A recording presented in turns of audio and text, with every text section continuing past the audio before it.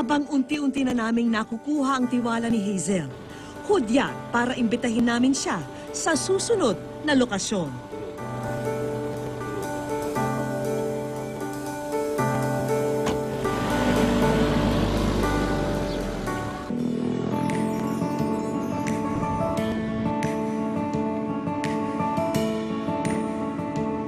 Walang kamalay-malay si Hazel na may inihanda kaming mga sorpresa.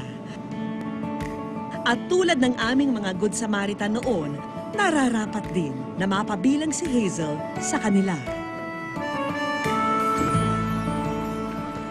Panahon na rin para ipagtapat sa kanya ang aming naging misyon. Hi ate, alam ko pong nalagay ko sa alanganin kanina. Pumunta kayo sa perya para magsaya. At sa dinami-dami po ng mga tao dun sa perya, kayo lang po ang nag-react at nakitaan ko ng malasakit dun sa Serena. Hinahangaan ko po kayo sa ganung ugali. At hindi po ako totoong masamang tao at hindi po ako taga-perya na nagmamalupit. Ako po gumaganap lang sa isang misyon. Ate, ako po si Aranina. Gusto ko po sabihin sa inyo na nasa wish ko lang po kayo.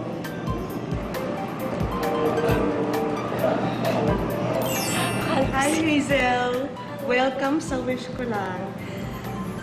Ito ay para sa'yo. Tuwang-tuwa ako nung nalaman na sa lahat ng tao, ikaw pa talaga yung tumulong dun sa Serena.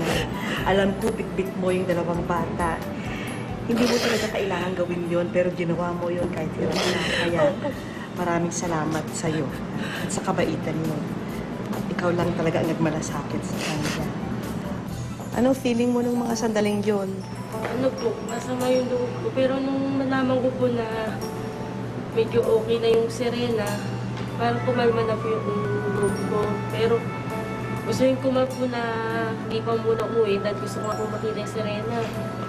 Umiiyak na po yung anak ko, kaya napilitan po ako umuwi. Hazel, bitbit mo yung dalawang bata, no? Nagdalawang isip ka ba na tulungan yung Serena dahil hirap ka nun Hindi di po. ba? Willing po akong tulungan at humingi ng tulong para sa kanya po na nahimatay na po sa nakita ko sa sitwasyon niya. Kaya na nga, Hazel, mas lalo akong mahanga sa'yo dahil kahit na ganyan ang pinagdaraanan mo, kahit hirap ka rin sa buhay, may mga iniintindi ka rin dalawang bata, ginawa mo pa rin yun. Ha?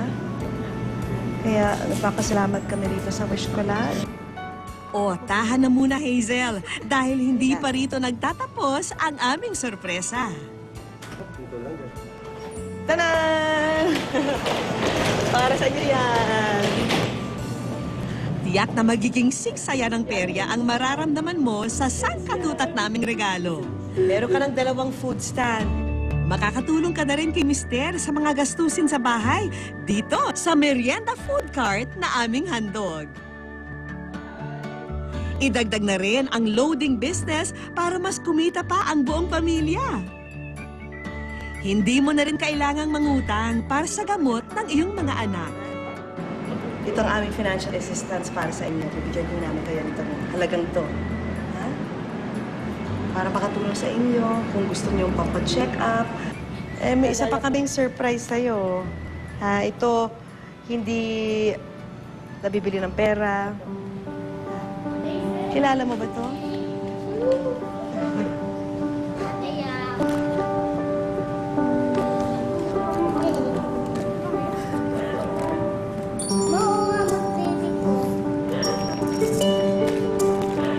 Pangalan mo? Kapatid ko yan. Pangalan mo?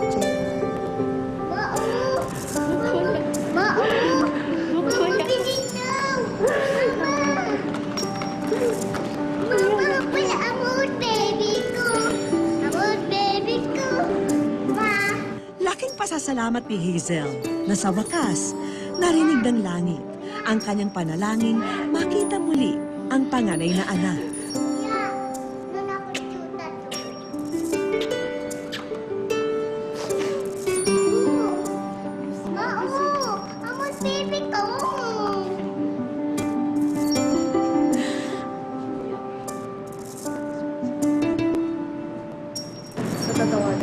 Sinamantala na rin ni Hazel ang pagkakataon na manghingi ng tawad sa kanyang mga magulang.